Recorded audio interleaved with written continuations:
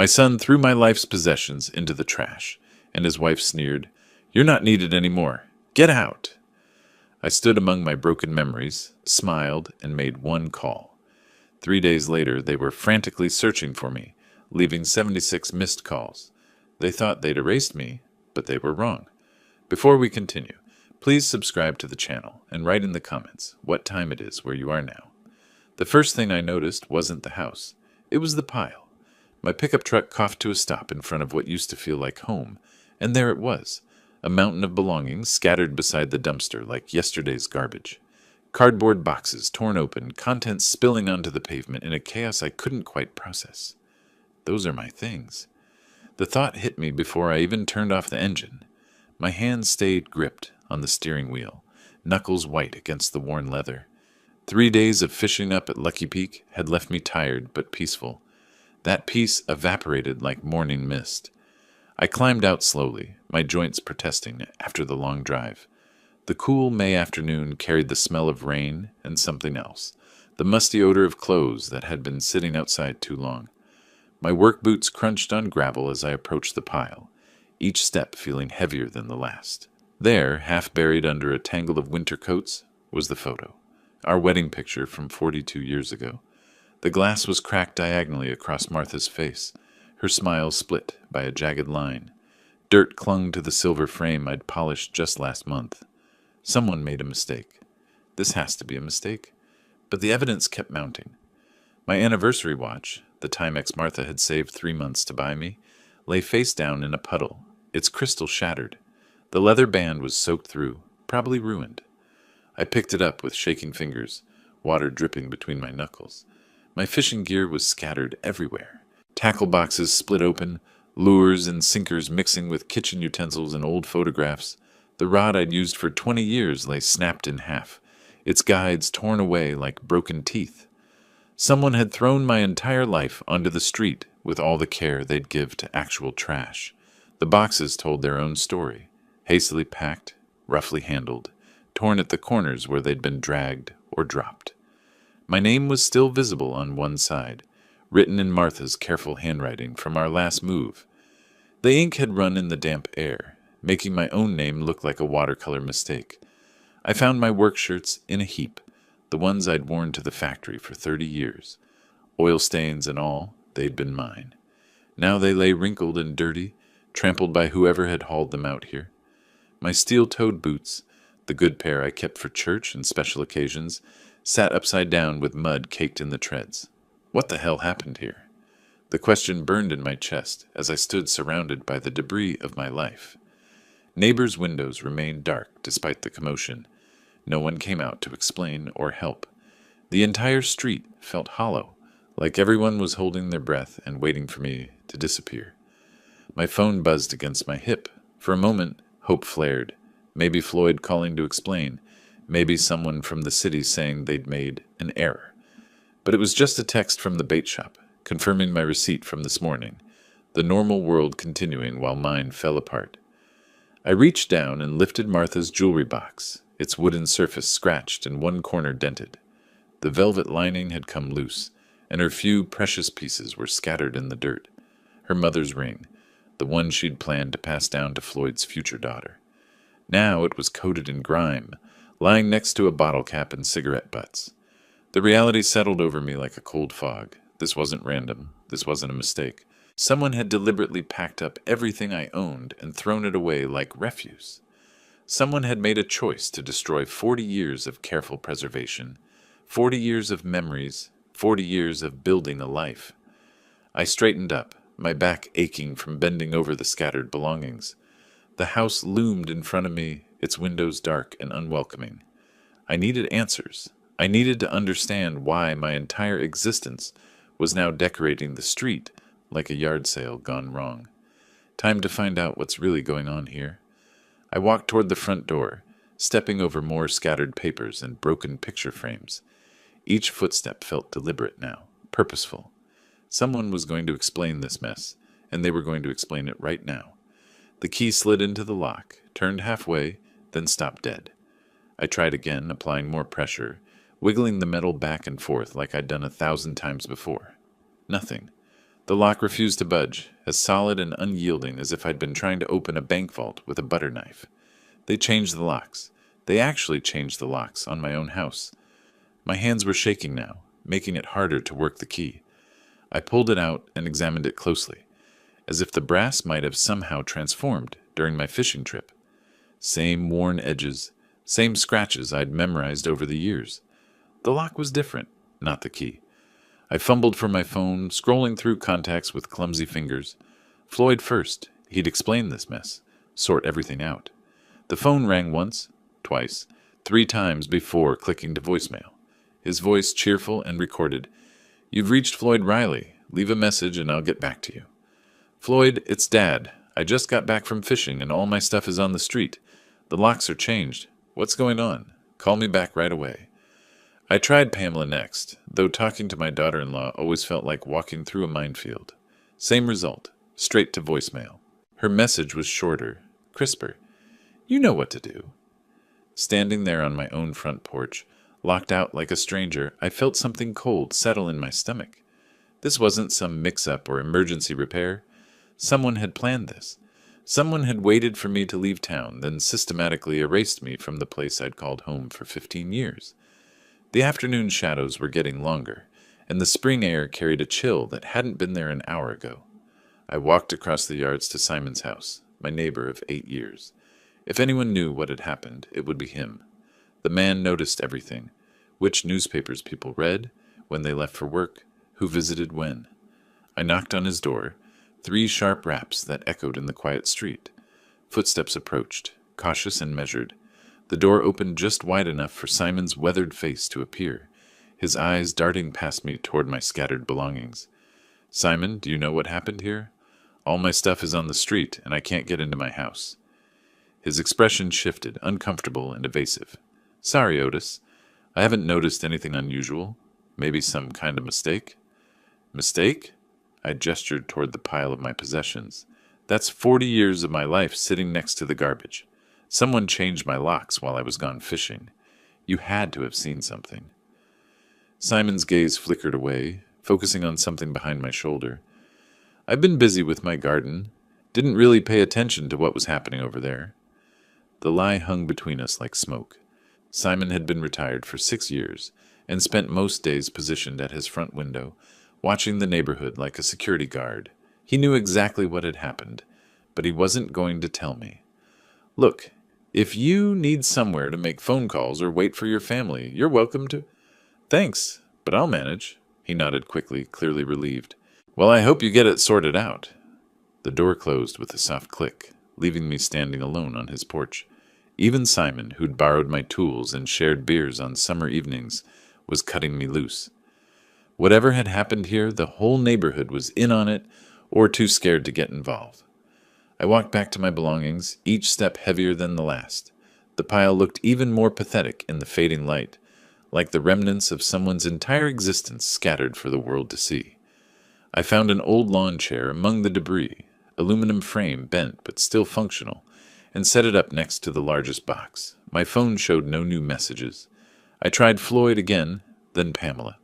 Both calls went straight to voicemail without even ringing this time. Either their phones were off, or they were deliberately avoiding me. Given the evidence surrounding me, I was betting on the latter. The street grew quieter as dinner time approached. Other houses showed signs of life, lights coming on, garage doors opening as people returned from work. But nobody stopped to ask if I needed help or wondered why an elderly man was sitting among garbage bags full of possessions. They all seemed to know something I didn't. I settled deeper into the chair, pulling my jacket tighter against the cooling air.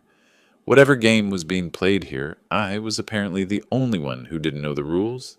But I'd learned patience in 65 years of living, and stubbornness in 30 years of factory work. I could wait. They'd have to come home eventually, and when they did, I'd get my answers. The sky was beginning to turn purple at the edges, and streetlights were starting to flicker on one by one. I checked my phone again, still nothing. But I wasn't going anywhere, not until someone explained why my entire life had been thrown away like yesterday's trash. I had nowhere else to go anyway. 4 hours passed like a slow bleed. I'd sorted through most of my belongings by the time their car pulled into the driveway. Some things were salvageable. clothes that could be washed, books that had only gotten damp. Other items were ruined beyond repair, casualties of their hasty eviction. The anniversary watch was definitely gone, its face clouded with moisture and hands frozen at 2:17. The Honda Civic's headlights swept across the pile as Pamela parked, illuminating the chaos like a crime scene. I stood up from the lawn chair, my joints screaming after hours of sitting in the cool air. Relief flooded through me despite everything. Finally, someone who could explain this nightmare. Floyd got out of the passenger side, his movements careful and deliberate. He looked older than his 42 years, shoulders slumped under the weight of something I couldn't identify. Pamela emerged from the driver's side with her usual brisk efficiency, her blonde hair perfect despite the long day. "Floyd! Pamela! Thank goodness you're here." I walked toward them, gesturing at the scattered belongings. What happened? Why are my things on the street? I can't get into the house. Someone changed the locks while I was fishing. Pamela didn't break stride, walking past me like I was invisible. She pulled grocery bags from the trunk with sharp, angry movements. When she finally looked at me, her expression was cold enough to freeze water. "Because you're no longer needed here, Otis." The words hit me like a physical blow. I actually took a step backward, blinking in confusion. "What do you mean, not needed? This is my home. I live here." "Lived," she corrected, slamming the trunk shut. "Past tense. The mortgage is paid off now. Your job here is done. Take your junk and get out." "My job?" The phrase made no sense. "Pamela, I don't understand what you're talking about. This is my house. I've been paying the mortgage for—" "Exactly?" Her smile was sharp as broken glass. "You paid it off. Mission accomplished. We don't need you anymore." I turned to Floyd, desperate for sanity in this madness. "Son, what is she talking about? Tell me what's going on here." Floyd couldn't meet my eyes. He stared at the ground, his hands shoved deep in his pockets, like a guilty child. "Sorry, Dad," he mumbled, barely audible. "We tried to make it work, but—" "But what?" I reached toward him, and he actually flinched away from my touch. "Floyd, look at me. I'm your father. I've lived in this house for 15 years. I pay for the groceries, the utilities, the repairs. This is my home." Pamela laughed, a sound like breaking ceramic. "Your home? You were a tenant, Otis. A very useful tenant, who paid all our bills and asked for nothing in return. But tenants can be evicted when they're no longer convenient." The cruelty of it stole my breath. I looked between them, my son avoiding my gaze, my daughter-in-law smiling with obvious satisfaction. The streetlight cast harsh shadows across their faces, making them look like strangers.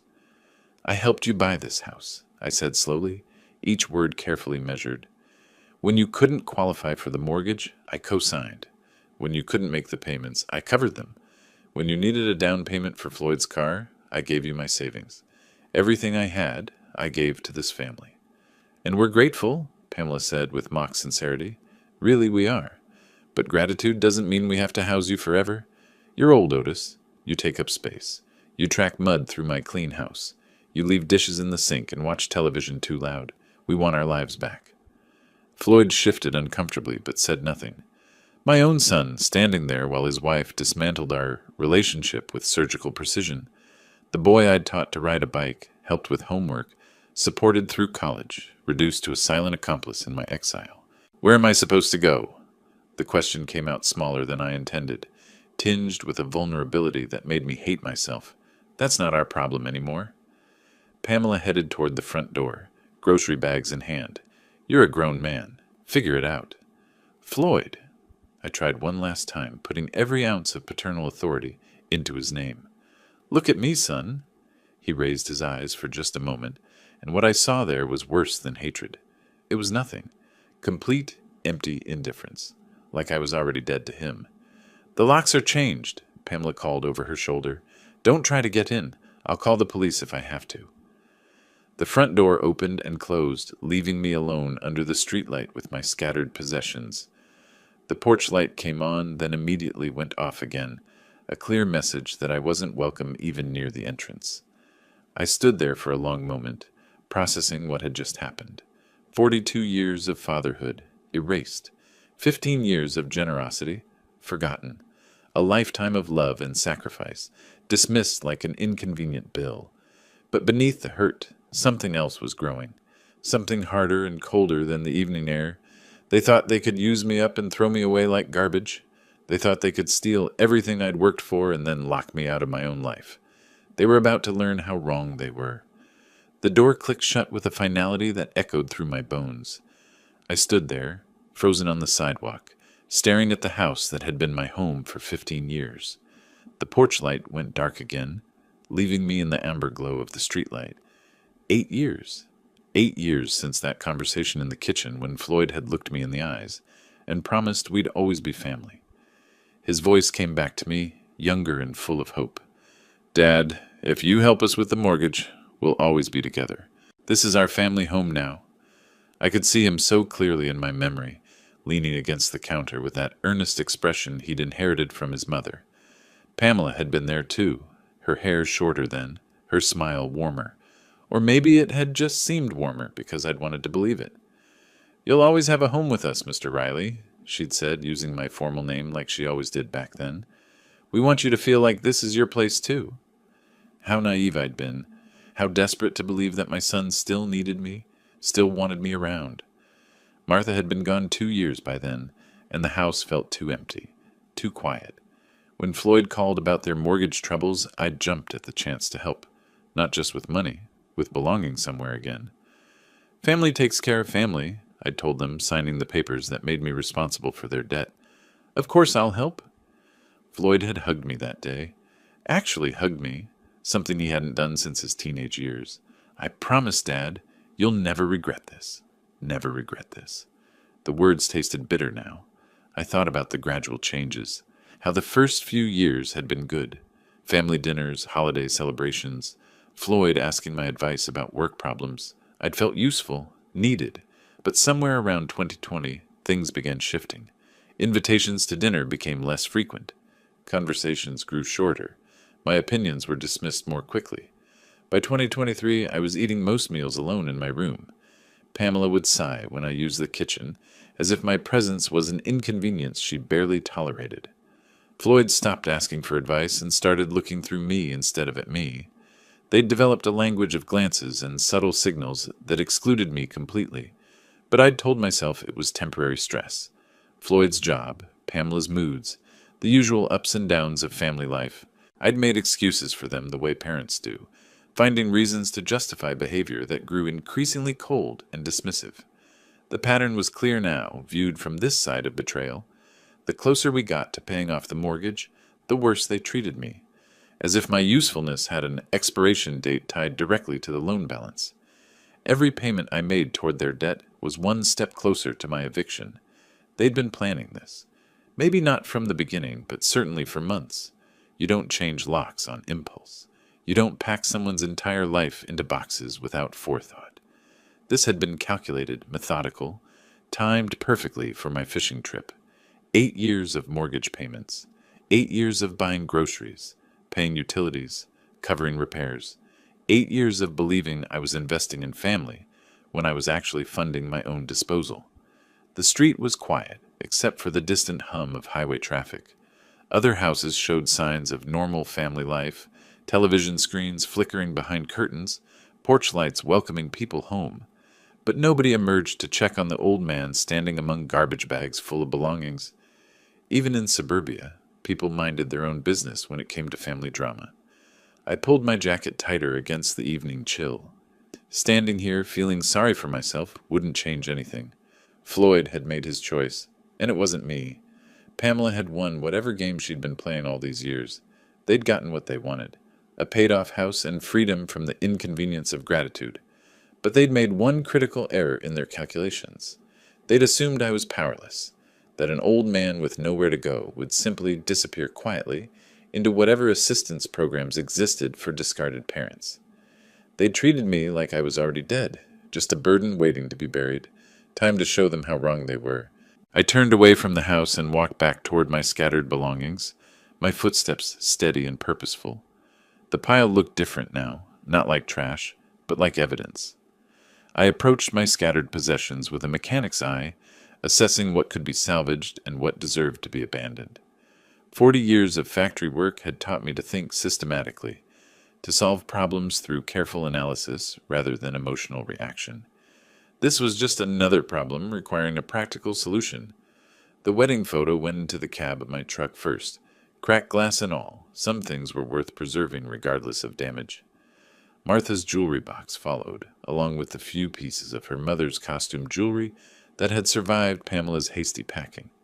Not valuable to anyone else, but priceless to me. My work tools were scattered among the clothes and household items. The socket set I'd owned for 30 years, still in perfect condition. The level that had helped me build Floyd's treehouse when he was 8. These tools had value beyond sentiment. They represented skills and capabilities that Floyd and Pamela had forgotten I possessed. I loaded them carefully into the truck bed, each wrench and screwdriver finding its proper place in the toolbox. Organization mattered. Preparation mattered. If I was going to rebuild my life from scratch at 65, I'd need every advantage I could gather. The clothes were a mixed blessing. Most of my work shirts had survived intact, along with several pairs of jeans and my winter coat. The formal wear was ruined. The suit I'd worn to Martha's funeral was stained and wrinkled beyond recovery, but I wouldn't need formal clothes for what came next. A car slowed as it passed, the driver craning his neck to stare at the old man loading garbage into a pickup truck. I met his gaze steadily until he looked away and drove on. Let them stare. Let the whole neighborhood see what Floyd and Pamela had done. Shame was a tool that cut both ways. My fishing gear had taken a beating, but most of it was salvageable. The broken rod could be replaced, and the tackle boxes just needed reorganizing. Fishing had always been my escape, my time to think clearly without interference. I'd need that clarity in the coming weeks. Papers and documents were scattered like leaves after a storm. I gathered them methodically. Insurance policies, bank statements, tax returns. Important information that Floyd and Pamela had thrown away as carelessly as everything else. Did they think I existed only within the walls of their house? Did they imagine I had no financial life beyond paying their bills? That was their second critical error. They knew I had savings. They'd seen me write checks for their expenses year after year, but they'd never bothered to learn the full extent of my resources. To them, I was just a convenient source of monthly payments, not a man who'd worked steadily for 40 years and lived below his means. The anniversary watch was beyond repair, its crystal shattered and movement flooded. I held it for a moment, remembering Martha's pride when she'd presented it to me wrapped in newspaper, because we couldn't afford fancy gift paper back then. Then I dropped it into one of the damaged boxes I was leaving behind. Some symbols of the past needed to stay buried. Simon's house remained dark, though I could see the faint glow of a television through his living room curtains, probably watching me through a gap in the blinds, cataloging details he could share with other neighbors tomorrow. The whole street would know about Floyd's ingratitude by morning, though none of them would intervene. Suburban politeness had its limits. 43 years I'd worked to support this family. First Martha and baby Floyd when money was tight and factory jobs were uncertain. Then just Floyd through his teenage years, college tuition, and early career struggles. Finally, Floyd and Pamela, helping them achieve the middle-class stability I'd never quite managed for myself. Time for a return on that investment. The truck bed was nearly full now, packed with everything that mattered. I'd have to leave some furniture behind, the dresser Martha had refinished, the recliner where I'd watch television most evenings. But material possessions were just weight now. I needed mobility, flexibility, freedom to act without encumbrance. I took one last look around the debris field that had been my life 2 hours ago. Amazing how quickly 40 years could be reduced to what fit in a pickup truck. But reduction also meant distillation, keeping only what was essential, valuable, meaningful. Floyd and Pamela thought they'd won by throwing me away. They thought clearing me out of their house would clear me out of their lives. They'd underestimated the difference between disposing of someone and actually getting rid of them. I climbed into the driver's seat and turned the key. The engine caught immediately, reliable machinery responding to experienced hands. In the rearview mirror, I could see the house growing smaller as I drove away, its windows dark and unwelcoming. But I wasn't disappearing into the night like they expected. I was just changing positions, moving to higher ground where I could see the whole battlefield clearly. Time to show them what 43 years of experience looked like when it stopped being grateful. The Budget Inn's neon sign flickered red against the darkness as I pulled into the parking lot. The place looked exactly like what it was, a highway motel for travelers who needed basic shelter without frills. 2 stories of identical doors, ice machines humming at each end, and the persistent smell of highway exhaust mixed with industrial cleaning supplies. Perfect for someone who needed to disappear temporarily while planning his next move. The desk clerk was maybe 25, college-aged with tired eyes and the practiced indifference of someone working the night shift. He barely looked up from his magazine when I approached the counter. "How many nights?" he asked, sliding a registration form across the laminated surface. "Just one for now," I replied, signing my name carefully. "We'll see how it goes from there." Room 127 was exactly what I'd expected. A double bed with a floral comforter that had seen better decades, a small table by the window, and a bathroom barely large enough to turn around in. The carpet showed traffic patterns from thousands of previous guests, and the heater rattled when it kicked on. But it was clean, private, and $50 for the night. I'd stayed in worse places during my factory years. I carried my boxes inside one at a time, my back protesting after the long day. The truck could stay loaded with everything else. No point unpacking what I'd just have to pack again. But I needed the essentials: clothes for tomorrow, Martha's jewelry box, and the folder of important papers I'd rescued from the debris. The fluorescent bathroom light was harsh after the warm glow of streetlights. In the mirror, I looked older than I'd felt this morning. The day had carved new lines around my eyes, added weight to my shoulders. But my hands were steady, my mind clear. That's what mattered now. I arranged Martha's jewelry box and our wedding photo on the bedside table, creating the small shrine of memory in this temporary space. The cracked glass split her smile in half, but her eyes were unchanged, bright with the optimism that had carried us through 38 years of marriage. She'd known how to love without conditions, how to build rather than destroy. "I should have done this years ago," I told her picture quietly. "Should have seen what they were doing before it got this far." But regret was luxury I couldn't afford. Martha had died believing Floyd was a good man who'd take care of his aging father. I wouldn't dishonor her memory by letting her faith prove unfounded. The motel bed was firm but narrow, nothing like the king-size mattress I'd slept on for the past 8 years. Highway noise filtered through thin walls, trucks downshifting, cars accelerating toward distant destinations. Other guests moving through their own temporary existences, carrying their own problems from one place to another. I lay awake most of the night, not from discomfort, but from mental activity. My mind was processing 8 years of gradual manipulation, cataloging moments I'd misunderstood or ignored. How many times had Pamela made subtle comments about my age, my habits, my inconvenience? How often had Floyd sided with her against me without saying anything directly? The pattern was unmistakable once I stopped making excuses for them. Every kindness I'd shown had been treated as obligation. Every sacrifice had been accepted as my natural duty. They'd trained me to be grateful for less and less until I was grateful just to exist in their space. But they'd made one fundamental miscalculation. They'd assumed that dependency ran only one direction, that I needed them more than they needed me. They'd forgotten that 8 years of mortgage payments created legal relationships beyond family sentiment. They'd overlooked the paperwork they'd signed when I helped them qualify for the loan. By 6 in the morning, I was fully dressed and ready to act. The shower had been lukewarm at best, and the coffee from the lobby machine tasted like it had been brewed sometime last week. But discomfort was temporary. What mattered was momentum, moving forward with purpose instead of wallowing in self-pity. I loaded my remaining belongings back into the truck and checked out at the front desk. The same clerk was still there, looking even more tired after his all-night shift. "Everything work out okay?" he asked automatically. "Better than expected," I replied, meaning it. The morning air was crisp and full of possibility. I had money in the bank, skills that were still valuable, and legal options that Floyd and Pamela didn't know existed. Most importantly, I had the advantage of being underestimated by people who thought they understood me completely. Time to educate them about their mistake. I started the truck and pulled out onto the highway, heading back toward Boise with the same sense of purpose I'd felt 40 years ago when I'd started my first real job. There was work to be done, problems to solve, and justice to serve. Floyd and Pamela had wanted me out of their lives.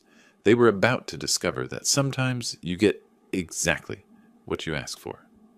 The phone book was thin in my hands as I searched for attorneys who worked weekends. Robert Chen's advertisement stood out. Immigration and property law, emergency consultations available. His office number connected me to a tired but professional voice that suggested Saturday morning appointments were possible for urgent matters. Mr. Chen, I need to urgently clarify property ownership matters. There's been a family dispute about a house I've been living in, and I need to understand my legal position. Can you bring the relevant documents? Mortgage papers, deed, anything showing your involvement in the property? I spread the papers I'd rescued from the debris across the motel bed. Everything was there. Loan documents, property tax receipts, insurance policies. 40 years of factory work had taught me to keep records, even when other people handled the details. The drive downtown took 20 minutes through quiet Saturday morning streets. Boise looked different from this perspective, less like the city where my son had betrayed me, more like a place where business got done regardless of family drama. Professional buildings stood ready to solve problems for people willing to pay consultation fees. Chen's office occupied the third floor of a converted brick building near the Capitol. The waiting room was small but clean, decorated with certificates and photographs of successful clients. I was the only person there, clutching a manila folder that might contain my future. Robert Chen turned out to be a compact man in his mid-40s, wearing weekend casual clothes but maintaining professional demeanor. He gestured me into his office and accepted the folder with careful attention to detail. Tell me about the situation first, then we'll review the documents. I explained the basics without emotional embellishment. 8 years of mortgage payments, gradual deterioration of family relationships, sudden eviction and lock changes. Chen nodded occasionally, making notes on a legal pad. Now let's see what the paperwork tells us. He spread the documents across his desk systematically, examining each page with the methodical attention I recognized from my own work habits. When he reached the original deed and mortgage agreement, his eyebrows raised slightly. Mr. Riley, according to these documents, you are the sole owner of the property in question. The words hung in the air like smoke from a welding torch. What about the mortgage? Floyd and Pamela live there. They said I was helping them buy their house. The mortgage was issued in your name only. You qualified for the loan, you've made all the payments, and the property tax records show you as the official owner. Your son and daughter-in-law have no legal claim to the house whatsoever. Chen turned the deed toward me, pointing to the relevant sections. My name appeared in all the critical places: borrower, owner, responsible party. Floyd and Pamela were nowhere to be found in the legal language that actually mattered. But they live there. They've been treating it like their home for 8 years. Living in a property doesn't establish ownership. At best, they could be considered tenants, though I don't see any formal lease agreement. Legally, you have every right to reclaim your property and evict any unauthorized occupants. The satisfaction started in my chest and spread outward, like warmth from a good meal. 8 years of being treated like a burden. 8 years of having my generosity thrown back at me. 8 years of watching my son choose his wife over his father. And all along, they'd been living in my house, eating food I bought, using utilities I paid for, in a home they had no legal right to occupy. What are my options? I asked, keeping my voice steady despite the growing excitement. You could demand they vacate immediately. You could begin formal eviction proceedings. You could sell the property and force them to relocate. As the legal owner, you have considerable leverage in this situation. Chen reviewed the documents once more, checking details with professional thoroughness. The mortgage has been fully satisfied as of last month. You own the property free and clear, worth approximately $400,000 in today's market. $400,000? I'd been living like a charity case in my own $400,000 house, grateful for the privilege of paying other people's bills. The irony was so perfect it almost made me laugh. I'd like copies of everything that establishes my ownership, and I'll need recommendations for a good realtor. Chen efficiently prepared copies while explaining the legal protections of property ownership. Within an hour, I had documentation proving beyond question that Floyd and Pamela had been living rent-free in my house for 8 years. The spring morning felt different as I walked back to my truck. Warmer, brighter, full of possibilities that hadn't existed an hour earlier. I wasn't a homeless old man begging for shelter. I was a property owner who'd been temporarily inconvenienced by squatters. Time to reclaim what was mine and show them the difference between charity and ownership. Walsh Realty's parking lot was empty except for one car when I arrived that afternoon. Sandra Walsh turned out to be a sharp-eyed woman in her late 30s, who apparently worked weekends for clients serious about buying or selling. Her handshake was firm, her smile professional, and her questions direct. "Mr. Riley, what kind of timeline are we looking at for your property sale?" "As quickly as possible. I need the house listed immediately and shown to serious buyers starting Monday." She pulled up property records on her computer, nodding as details filled the screen. "This is a nice neighborhood. 4-bedroom colonial, good condition from the photos I can see online. What's your asking price range?"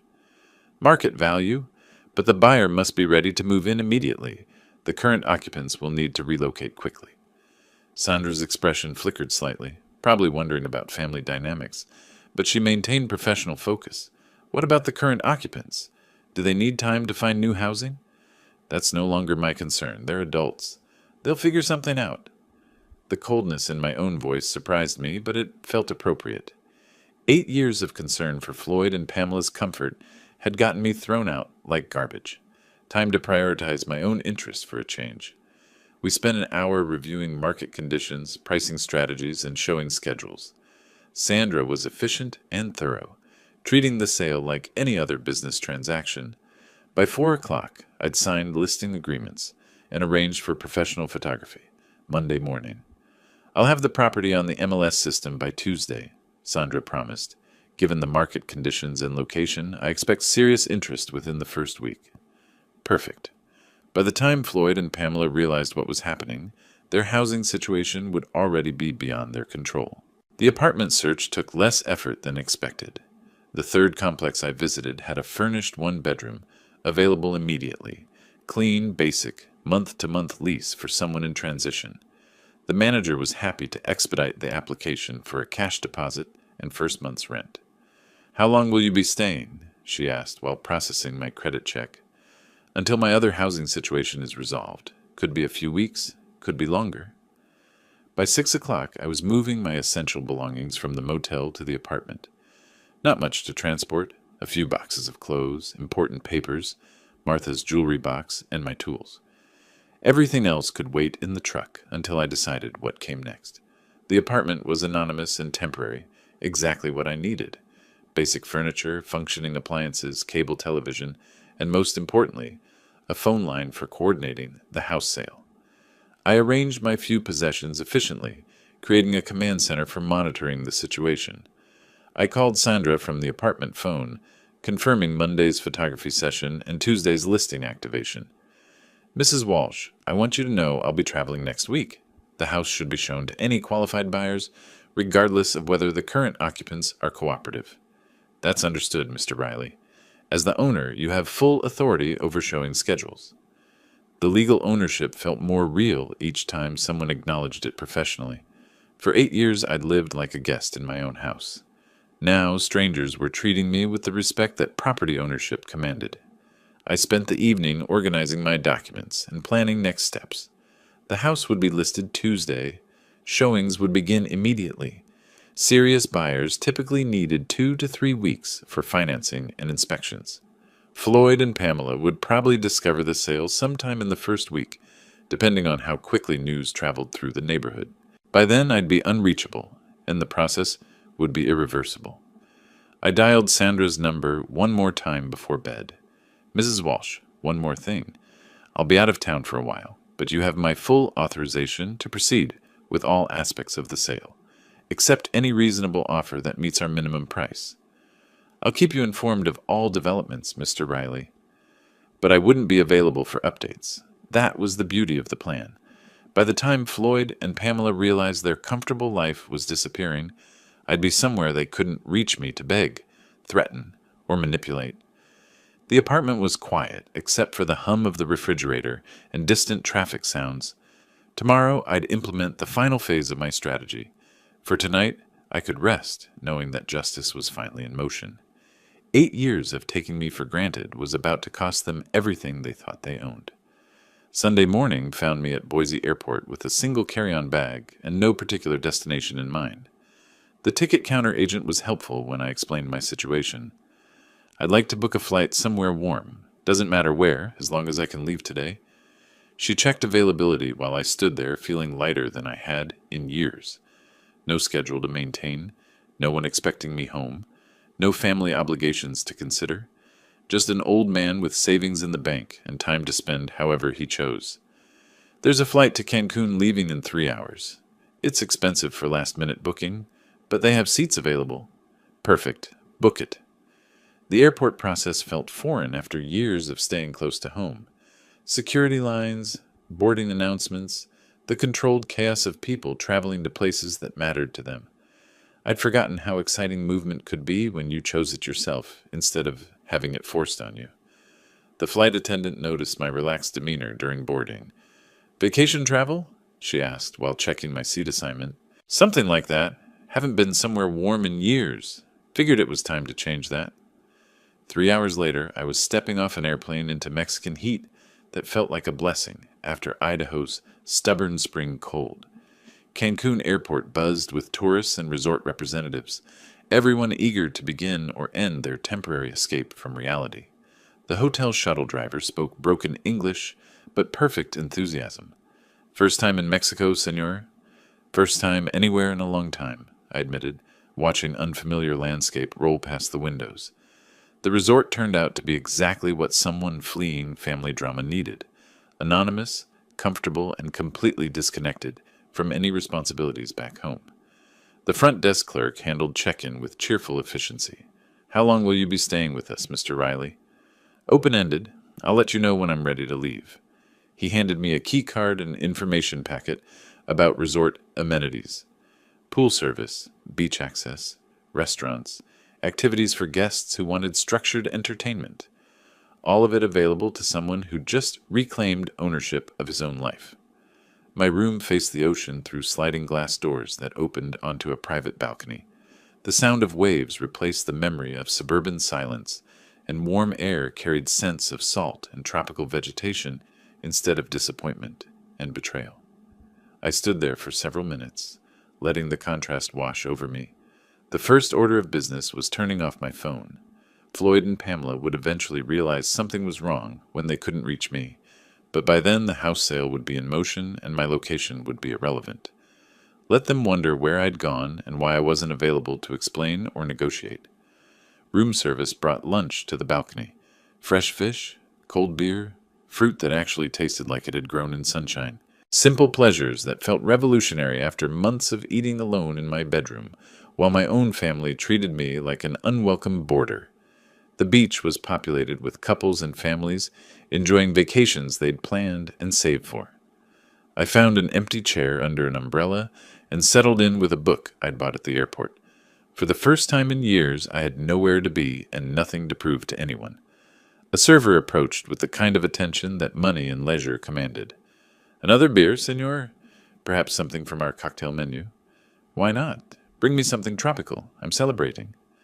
"Celebrating what, if you don't mind my asking?" "Freedom," I said, meaning it completely.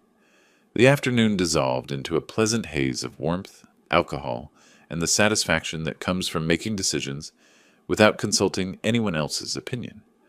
Other resort guests moved through their own vacation rhythms, but I was operating on a different timeline entirely. By evening, I was sitting on my balcony watching the sunset paint the ocean in colors I'd forgotten existed. The contrast with Friday night, sitting among garbage bags on a suburban street, was so complete it felt like someone else's memory. Tomorrow, Sandra would begin photographing the house for listing.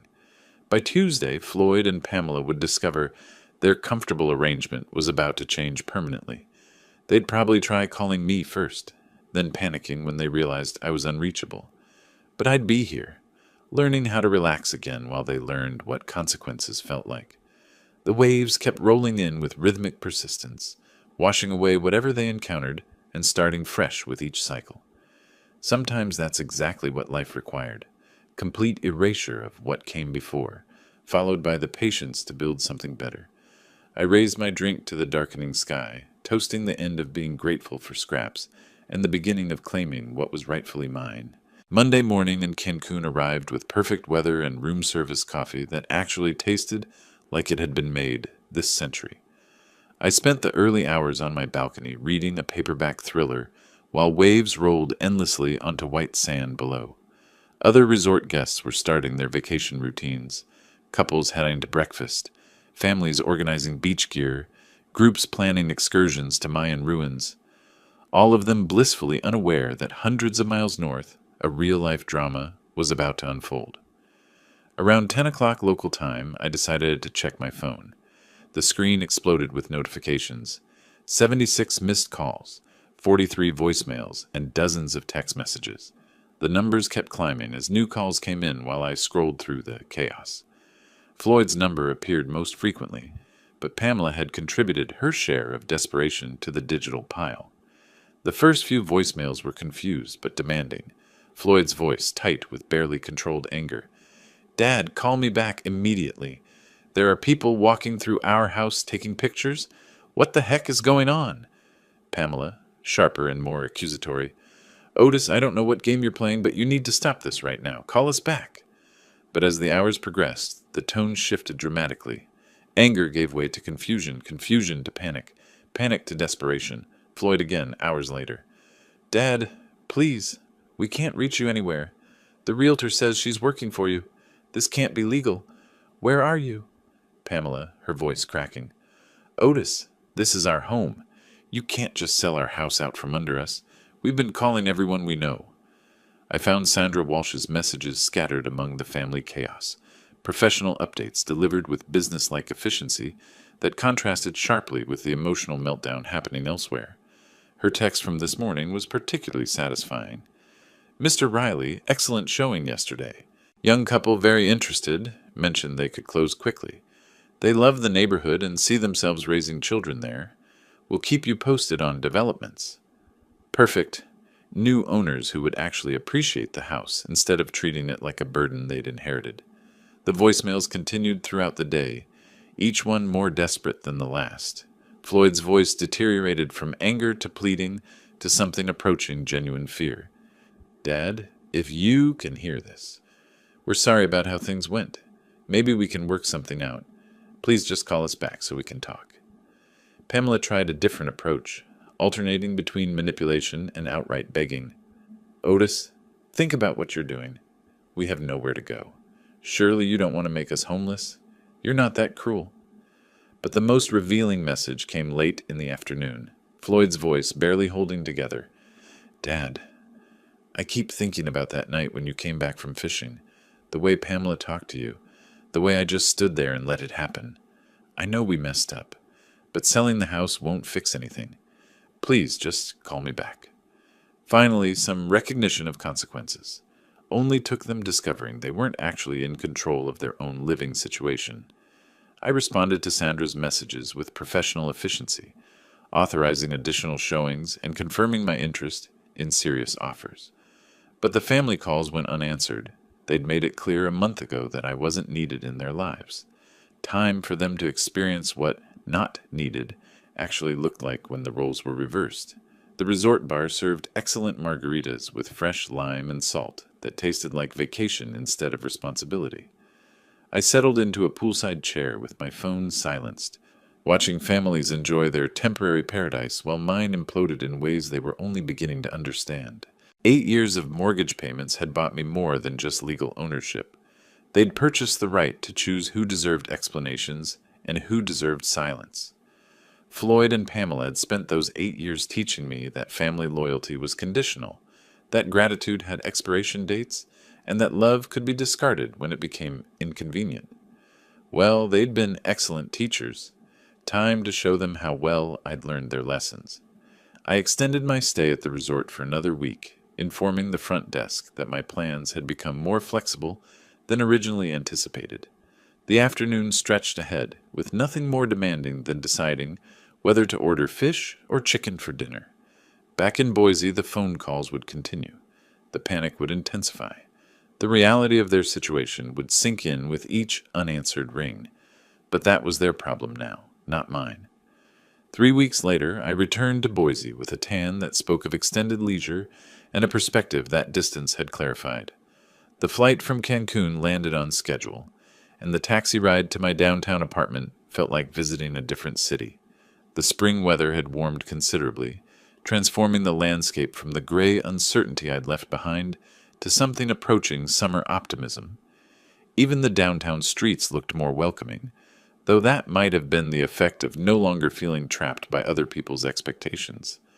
I was pulling my suitcase from the taxi trunk when familiar voices called my name from across the parking lot.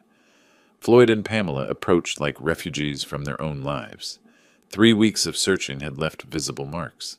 Floyd looked 10 pounds thinner, his usual neat appearance replaced by rumpled clothes and hollow eyes. Pamela's perfectly maintained image had cracked, revealing someone who'd spent too many sleepless nights, facing consequences she'd never considered possible. "Otis! Finally!" Pamela's voice carried relief mixed with desperation. "We've been looking everywhere for you." Floyd stayed slightly behind his wife, unable to meet my eyes directly. "Dad, please, we need to talk. Don't sell the house. We can work something out." I set my suitcase down carefully, noting how their voices had changed. A month ago, they'd spoken to me with dismissive authority. Now they sounded like people begging for something they couldn't afford to lose. "Work out what exactly?" I kept my voice level, professional. "What is there to discuss?" "We drove to every friend you've ever mentioned," Pamela said, words rushing together. "Your old co-workers, that fishing club, even Martha's sister in Twin Falls. Nobody knew where you'd gone. We were desperate." The word hung between us like smoke. Desperate. A month ago, I'd been the desperate one, sitting among garbage bags while they locked me out of my own house. The symmetry was almost poetic. Interesting choice of words. I picked up my suitcase handle. "A month ago, you told me I wasn't needed anymore. Remember?" Floyd finally looked up, his face showing the kind of regret that only comes from watching comfortable assumptions crumble in real time. "Dad, we made a mistake. Maybe we spoke too quickly, acted too harshly." "Maybe." The word came out sharper than I had intended. "You threw my belongings on the street like garbage. You changed the locks on my own house. You told me to disappear from your lives. And now you're surprised that I took your advice?" Pamela tried a different approach, her voice taking on the manipulative tone I'd heard her use with store clerks and service representatives. "Otis, you're hurting us to hurt us. This isn't about justice. It's about revenge." "Revenge?" I almost laughed. "Pamela, I'm selling my house. My house, which I own, which I paid for, which you have no legal claim to whatsoever. How exactly is disposing of my own property revenge?" The legal reality hit them like cold water. For 8 years, they'd lived as if the house belonged to them, as if my contributions were voluntary charity, rather than an owner maintaining his own property. They'd convinced themselves that possession meant ownership, that living somewhere created rights. "We checked with lawyers," Floyd said quietly. "They told us. They explained about the deed, the mortgage papers. Then you understand the situation." I started walking toward the apartment building entrance. "You're squatting in my house. I'm selling it. The new owners will decide whether they want tenants." They followed me across the parking lot, their desperation growing more evident with each step. 3 weeks of searching for someone who didn't want to be found had apparently taught them the difference between control and dependence. "Dad, we're family," Floyd's voice cracked on the last word. I stopped walking and turned to face him directly. "Family? A month ago, you stood there while your wife told me I wasn't needed anymore. You watched her throw me out like trash, and you said nothing. You chose her over me, Floyd. That was your decision to make, and you made it." "We can pay rent," Pamela interjected desperately. "Whatever the new owners want, we'll pay it." "That's between you and them," I replied, resuming my walk toward the building. "I'll give them your number if they're interested in tenants." The apartment building lobby felt like sanctuary after 3 weeks of ocean views, but for different reasons. This was temporary shelter, but it was shelter I'd chosen, paid for with my own money, free from the obligations and resentments that had poisoned the house they still thought of as home. They continued talking behind me, their voices blending into a desperate chorus of promises they should have made a month ago. But promises offered under duress weren't worth much. They'd shown me their true feelings when they thought I had no power to resist. Now that the power had shifted, their sudden appreciation felt exactly as sincere as it actually was. The elevator doors closed on their continuing pleas, but I could still hear their voices echoing in the lobby as I rose to the fourth floor. My apartment felt exactly as I'd left it, temporary but peaceful, free from the accumulated resentments that had made the house feel like a prison. I unpacked methodically, hanging vacation clothes that smelled like ocean air and possibility instead of obligation and disappointment. When Floyd and Pamela knocked on my door 20 minutes later, I was ready for them. "The sale closes tomorrow," I said through the chain lock. "You have 1 week to pack your belongings and vacate the property. After that, you'll need to discuss housing arrangements with the new owners." "Dad, we're your family." Floyd's voice was breaking completely now. "Family?" I opened the door wider so they could see my face clearly. "A month ago, you threw me out like garbage. You told me I wasn't needed. You changed the locks on my own house. Remember those exact words, Pamela? Take your junk and get out." Pamela tried one last manipulation. "We can pay rent to the new owners. We have good credit, steady income." "That's not my concern anymore." I started closing the door. "You wanted me out of your lives. Congratulations. You got exactly what you asked for." "Please," Floyd put his hand against the doorframe. "We'll do anything. We can change. You had 8 years to change. 8 years to show gratitude instead of entitlement. 8 years to treat me like family instead of a convenient ATM machine." I stepped back from the door. "The new owners are a young couple with children. They'll actually appreciate the house instead of treating it like something they're entitled to." The door closed with a soft click, cutting off their final attempts at negotiation. I spent Tuesday morning at the title company, signing papers that transferred ownership from myself to David and Jennifer Morrison, newlyweds who'd fallen in love with the house and planned to raise their family there. They were everything Floyd and Pamela weren't: grateful, enthusiastic, financially responsible, and genuinely excited about homeownership. "Thank you for accepting our offer so quickly," Jennifer said as we completed the paperwork. "We know other people were interested."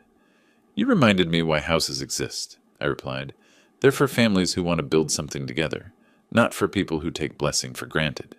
The check for $395,000 felt surprisingly light in my hands. Numbers on paper representing 40 years of work, 8 years of mortgage payments, and 1 month of learning that family loyalty wasn't always reciprocal. But it also represented freedom. Freedom from ungrateful relatives. Freedom from living situations based on guilt rather than respect. Freedom to choose how I spent my remaining years without considering other people's convenience. Sandra Walsh handled the final details with professional efficiency. "The new owners take possession Friday morning. I assume the current occupants will be ready to move?" "That's not my responsibility anymore," I said, meaning it completely. By Thursday, I'd closed my downtown apartment lease and loaded my truck with everything I actually needed. The rest, furniture, household items, accumulated objects from a life that no longer existed, went to charity. Martha would have approved of the simplicity. Friday morning found me driving north toward Coeur d'Alene, where lake views and mountain air promised the kind of peace that came from choosing your own neighbors instead of being stuck with relatives who confused proximity with loyalty. The radio played classic country music as I drove through changing landscape, each mile putting more distance between myself and 8 years of being taken for granted. In my rearview mirror, Boise shrank to highway perspective.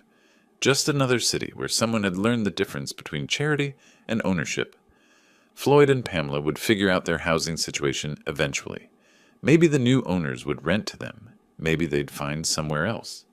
Either way, they'd face their future without the safety net they'd spent 8 years assuming would always catch them. Justice didn't require cruelty, just consequences. They'd taught me that family was conditional, that gratitude had limits, that love could be discarded when it became inconvenient. I'd proven to be an excellent student. The highway stretched ahead like possibility itself, leading toward a life where appreciation wouldn't be taken for granted and family would mean something deeper than convenient obligation. Sometimes the best revenge was simply letting people experience the natural results of their own choices. If you like this story, please like this video, subscribe to the channel, and share your impressions of this story in the comments. To listen to the next story, click on the box on the left. Thank you for watching.